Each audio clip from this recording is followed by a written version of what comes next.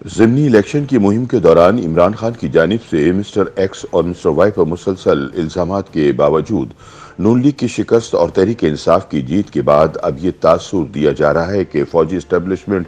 مکمل طور پر نیوٹرل ہو چکی ہے اور وہ کسی سیاسی فریق کا ساتھ نہیں دے رہی، لیکن تجزیہ کاروں کا کہنا ہے کہ اسٹیبلشمنٹ کو سیاست کی اتنی لت پڑ چکی ہے کہ وہ کسی صورت غیر سیاسی نہیں ہو سکتی، لہذا اس کا سیاست سے اعلان لا تعلقی بھی ایک سیاسی چال ہے۔ ضمنی الیکشن کے نتائج کے بعد حیران کن طور پر پی ٹی آئی کی جیت پر یوتھیوں کی جانب سے سوشل میڈیا پر اسٹیبلشمنٹ کو مبارکباد دی جا رہی ہے اور کہا جا رہا ہے کہ ماضی کے برعکس فوج نے الیکشن میں مداخلت نہیں کی۔ دوسری جانب سوشل میڈیا پر عمران خان کے ایسے حمایتی بھی موجود ہیں جو ان کے فوج یا اسٹیبلشمنٹ مخالف بیانیے کو تحریک انصاف کی کامیابی کا کریڈٹ دے رہے ہیں۔ ان کا کہنا ہے کہ اگر ان کا کپتان مسٹر ایکس اور مسٹر وائی کو جلسوں میں نہ للکارتا تو شاید الیکشن کے نتائج مختلف ہوتے۔ تجزیہ کاروں کی جانب سے 17 جولائی کے ضمنی الیکشن میں جن 3 فیکٹرز کو پی ٹی آئی کی کامیابی کا سبب قرار دیا جا رہا ہے، ان میں پی ٹی آئی کے منحرفین کو ٹکٹ دینا، ہوش ربا مہنگائی اور پھر عمران کا اسٹیبلشمنٹ مخالف بیانیہ شامل ہے۔ پی ٹی آئی کے اتحادی شیخ رشید نے ضمنی الیکشن میں فوجی اسٹیبلشمنٹ کے نیوٹرل رہنے کی تعریف کرتے ہوئے انکشاف کیا کہ عمران نے اپنے تمام ساتھیوں کو فوج کے خلاف زبان بندی کا حکم دے دیا ہے، لیکن ان کے اس دعوے کے فوری بعد عمران کے chief of staff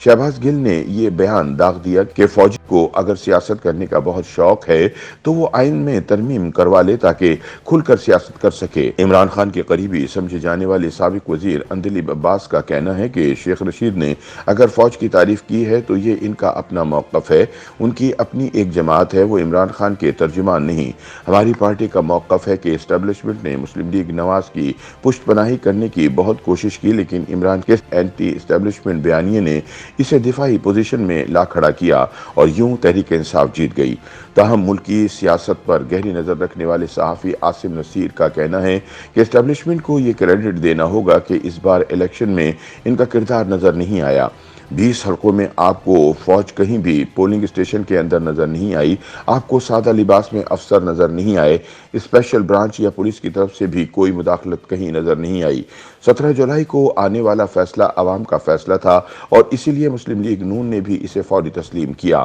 Maryam Nawaz نے بھی کہا کہ وہ کھلے دل سے اس فیصلے کو تسلیم کرتی ہیں، جو بڑی بات ہے، لیکن سب سے اہم سوال یہ ہے کہ کیا آئندہ انتخابات میں بھی غیر جانبداری کی یہی روایت قائم کی جائے گی؟ اگر آسان الفاظ میں کہا جائے تو کیا آئندہ بھی فوجی اسٹیبلشمنٹ الیکشن سیاست میں مداخلت سے پیچھے ہٹی رہے گی؟ تجزیہ کار اس سوال کا جواب دیتے ہوئے کہتے ہیں کہ بڑھتے ہوئے سیاسی تناؤ کے نتیجے میں اسٹیبلشمنٹ اب رفتہ رفتہ پیچھے ہٹتی جا رہی ہے اور پیغام دینا چاہتی ہے کہ وہ نیوٹرل ہے۔ تاہم سیاسی تجزیہ کاروں کا کہنا ہے کہ ہماری اسٹیبلشمنٹ سیاست سے زیادہ دیر لا تعلق نہیں رہ سکتی اور اس کا سیاست سے اعلان لا تعلقی بھی ایک سیاسی چال ہے۔ تجزیہ کار زیغم خان کہتے ہیں کہ ہم نے ماضی میں بھی فوجی اسٹیبلشمنٹ کو اس قسم کی اسٹریٹجک ریٹیٹ کرتے یعنی مصلحتاً پیچھے ہٹتے ہوئے دیکھا ہے۔ اس بار بھی ملٹری اسٹیبلشمنٹ کا پیچھے ہٹنا وقتی فیصلہ ہے اور جو ہی نئی حکومت آئے گی فوجی اسٹیبلشمنٹ ایک بار پھر حرکت میں آ جائے گی اور پھر سے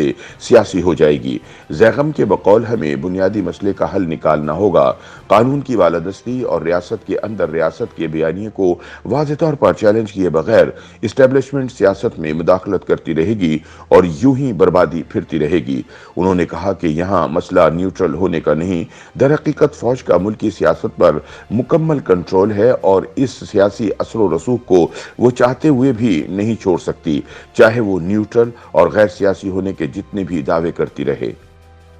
یوٹیوب پر گوگلی نیوز دیکھنے کے لیے youtube.com کی سرچ بار میں googly news T V type کریں۔ گوگلی نیوز کے پیج پر سرخ رنگ کے سبسکرپشن والے بٹن پر کلک کرنا نہ بھولیے۔ یوٹیوب پیج پر اپلوڈ ہونے والی ویڈیوز سے باخبر رہنے کے لیے بیل آئیکن پر کلک کیجیے۔ آپ کو ہر نئی ویڈیو کے بارے میں نوٹیفیکیشن موصول ہو جائے گا۔